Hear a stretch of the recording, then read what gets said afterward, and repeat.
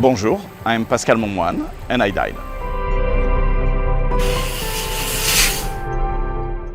I literally died for several minutes. 95% of the people die permanently.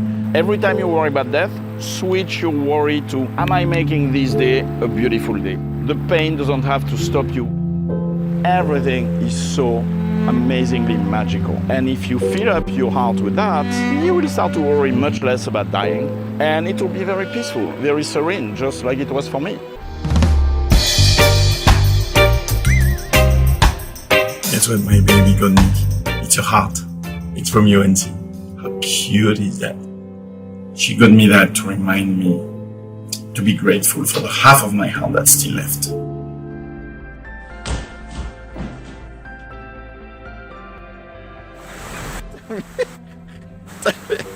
People are going to think it's a funny video.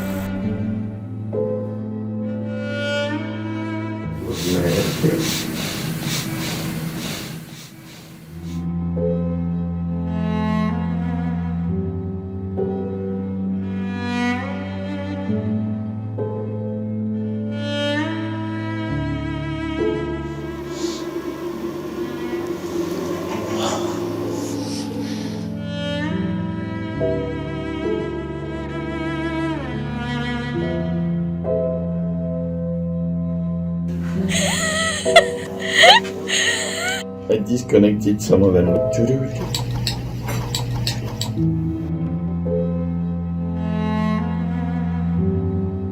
I'm tired of surgeries, but I can't miss life because I have my babies.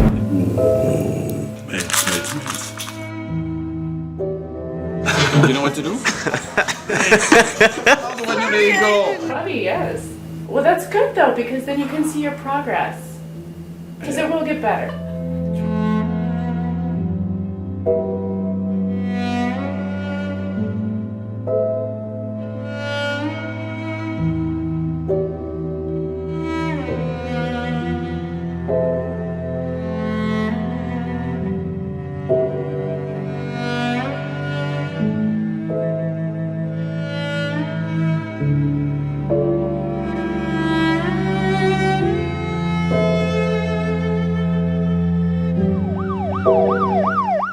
Big fat bump on the head, and I hope that your afternoon is better than mine.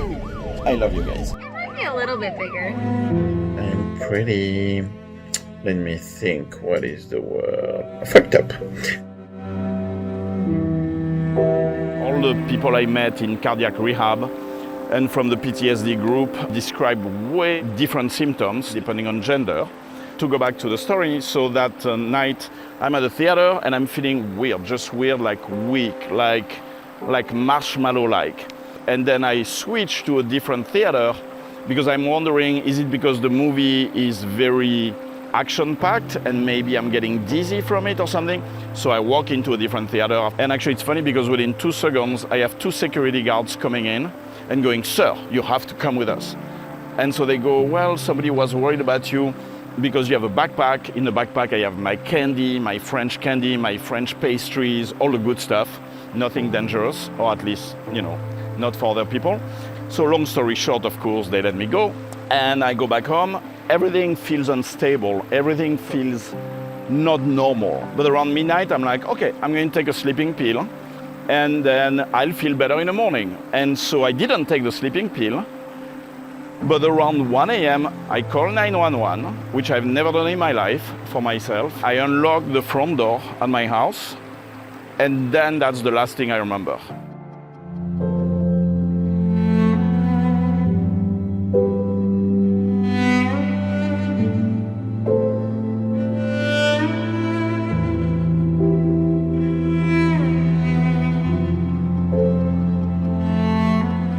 Literally died for several minutes, and I had a mix of what's called the heart attack and the SCA, which is the sudden cardiac arrest.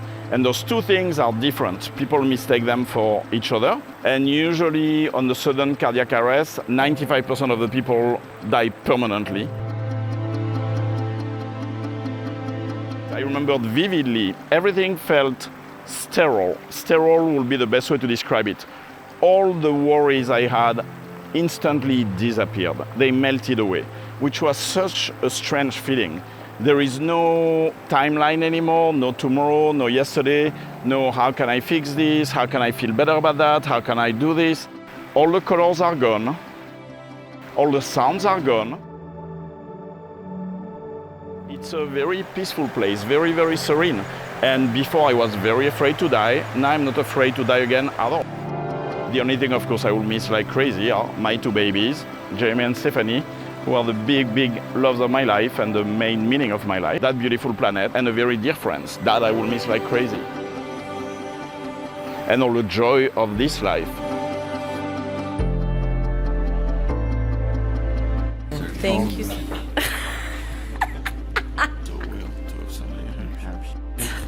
Look at your friend. This is literally just.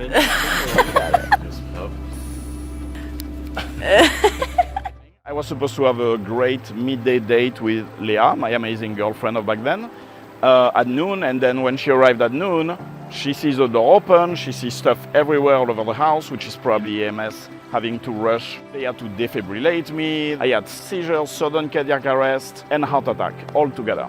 So I'm sure they were very busy. And so she got very scared and she was like, something really bad happened. Either he got kidnapped, but he's not rich, so it's probably not kidnapped, or something really bad happened. So she found me at the hospital and I woke up there and of course I had no freaking clue what happened. My daughter was here. My son lives all around the world, so he was not there unfortunately. But my daughter Stephanie, who has been amazing through all of that, was there with Leah, and then I see all those IVs and all those machines, and that's where I woke up. And one thing that was pretty funny is that, so you have zero short-term memory when you wake up. So as soon as I woke up, the first thing I will ask any nurse or any doctor coming in is, when can I make love again? Can I take Viagra? When can I make love again? Can I take Viagra? And my priorities were kind of right. You know, no golfing, no fishing, just let's make love again. And so I kept saying that, and you have no short-term memory. So a nurse will come in for 10 minutes and I will ask her 12 times the same question. After that, I had a total of 7 surgeries. I lost the use of my right arm, so they had to fuse my spine through my neck. I had 12 kidney stones. Now I have a defibrillator here, about the size of a deck of cards, and 2 wires going inside my heart. So if I were to die right now, you don't have to do anything. It will go boom, and then I will be shocked back to life, if it works. If it doesn't work, it sucks. But it will be a cool story. The symptoms for everybody, from what I've learned now, can be drastically different. It's not what you see in the movies like, oh, a huge violent pain and then, oh, you're having a heart attack, there you go. So it's not like that at all.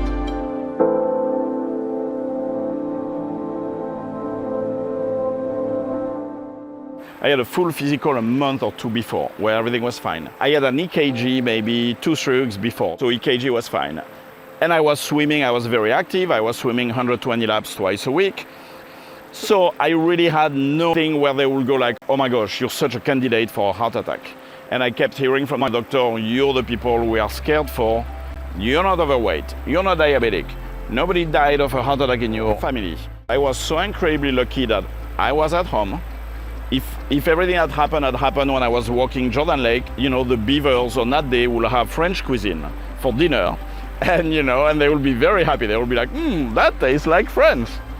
One of the main issues with a heart attack is that the surgery part is nothing.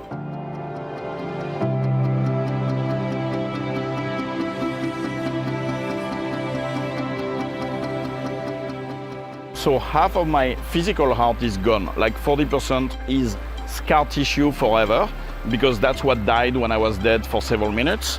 That translates by I'm tired all the time. I'm exhausted very quickly. If I go up 1 flight of stairs, I have a hard time breathing. But it's critical to adapt, to find new joys, to refocus your sources of joy.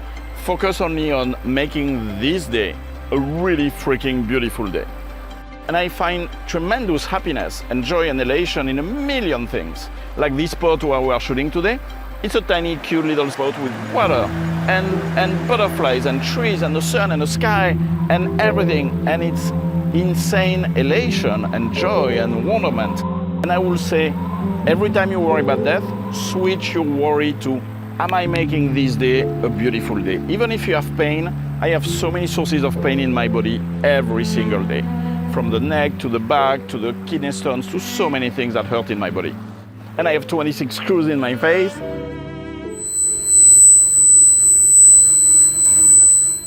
I have a lot of pain every day, but I'm not going to miss the joy. The pain doesn't have to stop you, except if it's excruciating and you're in emergency room like I was a dozen times and you cannot breathe, then sure, it's hard to find joy. But otherwise, focus on today. Focus on making your heart a very full of love heart. Like, be kind to everybody, the people close to you and the strangers. Bring smiles to them. Do whatever you can think of to fill your heart with all that love, all that connection with people. And if you focus on that, then you will be ready to die tonight or tomorrow. And whenever it happens, whether you wake up or you don't wake up, you will have had a really, what I would call, a well-lived life with a well-lived heart. Because everything else is really irrelevant. I can tell you that when I spent all those days in ICU, I was not like, oh, I should have made more money. I should have worked harder. I should have been more successful, blah, blah, blah, blah. No. You think about the people you love.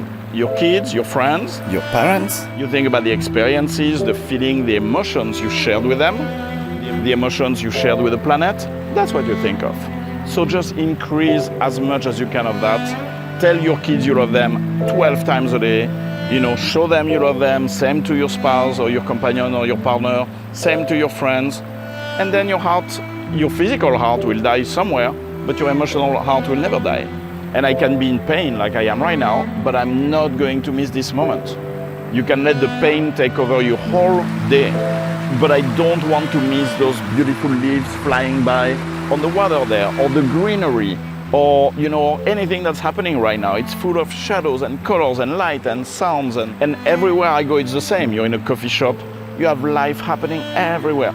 Children laughing, couples, people holding hands, people being happy together, everything. Don't miss that, because you won't get this day again. We will never ever live the same minute twice, and they will never ever be given back to us to allocate to a different moment, a different place, or a different person. Everything is so amazingly magical. And if you fill up your heart with that, you will start to worry much less about dying, and you will go like, you know what, whenever it happens, I'll say thank you and goodbye. And it will be very peaceful, very serene, just like it was for me. And it's not a bad way to live your life.